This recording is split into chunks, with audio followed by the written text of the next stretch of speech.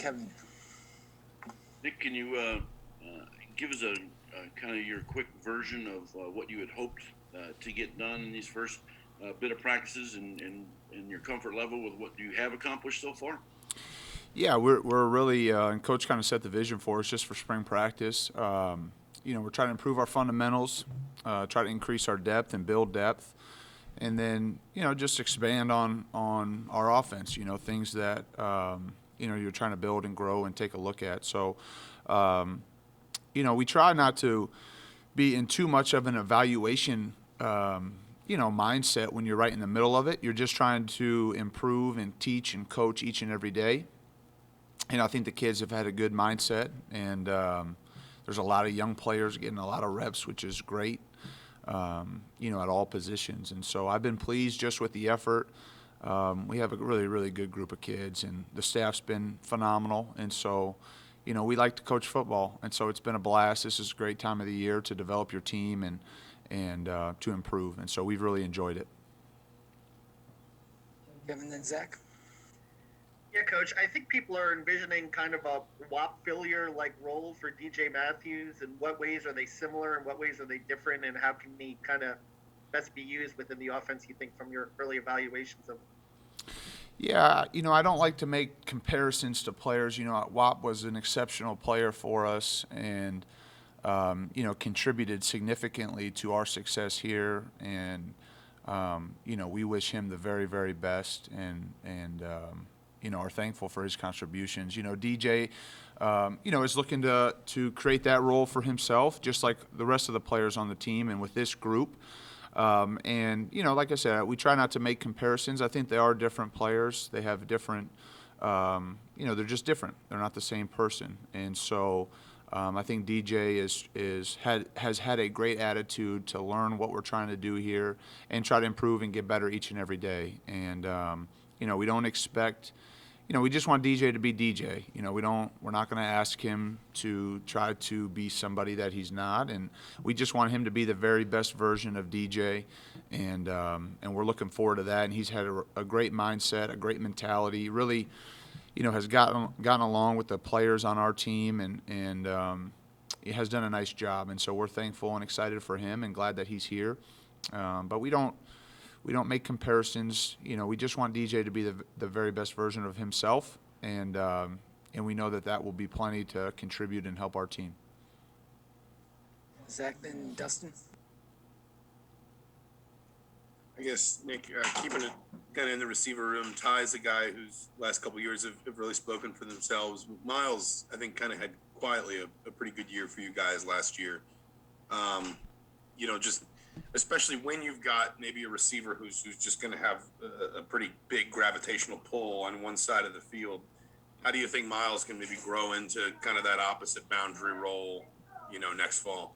I think Miles has had a lot of bright moments, in his career here, and has definitely contributed and helped our team win. And just like all the rest of the players, we want him to improve. We want him to your point, is to, create a lot of different guys that become difficult to defend. And when you do that, the group collectively becomes better, becomes more explosive and more efficient and tougher to defend. So, we're excited for Miles and the opportunity that he's created. I think in the moments that he's had, he's produced and helped us.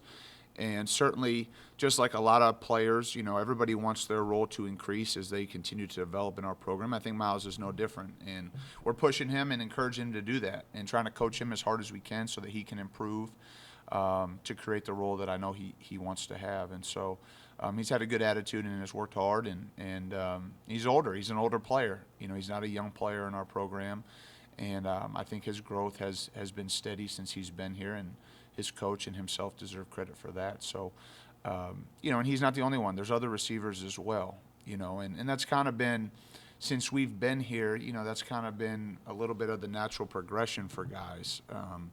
Our first year here, Simi had a lot of production, and then you have, Donovan and Nick Westbrook and the Ty Freifogels were, young players that were trying to grow into the role, and then they've, emerged. And so we certainly expect that, across that room for some of the younger players to fill the roles and the voids that, guys like Wap and Nick Westbrook and Donovan Hale and Simi Cobb and Luke Timian and a lot of those guys that have had, bright moments and a lot of production. And I know there's other guys, Jay Sean Harris, I can't name them all, but, that's just the natural, progression of, a college football program. There's turnover each year. Young players have to step up and take advantage of those opportunities. And we look forward to that for all those guys in that room to continue to grow and develop.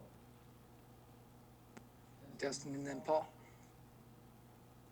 Nick, Tom has talked a lot about making the run game more multiple. That's obviously just a big focus of this season. I guess, what does that mean to you, basically, and what do you think? What kind of progress do you think you guys made on that as a coaching staff in between the season and spring practice, and what kind of progress do you think you're making now that you're in the spring practice?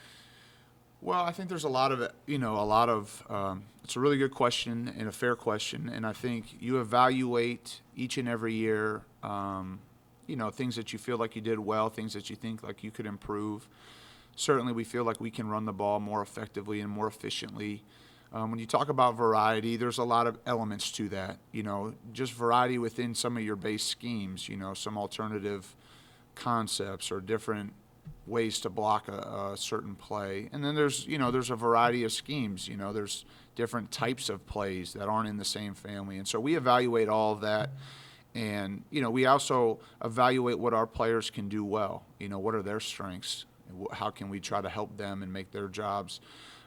There's no easy job, but make it easier. And so we certainly have identified that as something that we need to improve on. And at the same breath, we got to, coach better, teach better, execute the fundamentals of things better. And if we can do that, if we can increase the execution, if we can put our players in the best positions possible relative to what we're seeing week in and week out and have enough tools to be able to adjust and adapt to what we're seeing, I think that's beneficial. And there's only so many plays, right? There's only so many schemes that you can do. You can't get good at them all, but you can have reasons to have a variety of schemes or answers. And we're looking and exploring at that. And we'll see. We'll see when we get, through spring and through summer and into fall camp and into the season, what can our kids execute and do well? And certainly we recognize we need to be better in that area. And it starts with me. It's a lot of people, they want to point fingers at, a position group when a certain phase of your offense maybe doesn't execute to the level that you would like. But really, it's all 11. Everyone's involved in the run game. Everyone's involved in the passing game, and so all positions need to improve. I need to improve, and we're looking forward to that opportunity. Paul and then John. Hey, Coach. You mentioned DJ. Who are some other newer, younger guys who have looked good for you? And then for you personally, how much more comfortable do you feel coming into this spring than last with last season under your belt? Well, I would say, I hold judgment on some of the young players. It's still early, but there are a lot of young players that we're excited about at all different positions. But I'll wait maybe another week or a little bit farther on in spring before I can mention guys specifically. But we are excited about the young players. The staff and Coach Allen and everybody involved have assembled a lot of good young players that we're excited about coaching and developing. But without naming specific guys, I'd like to just hold off on that. And then for me, last year was, unique for sure. Each day was different. It was a challenge, and one that you look back and certainly reflect on the things that you could do, different, things that you felt like you did well. We had a historic season. We didn't reach our goals. We had high goals for that group and that team, and we felt like we fell short, but in many regards we did a nice job collectively as a program and as a team of navigating the situation, trying to make the most of it. But I think each year you get better. I think each year you learn.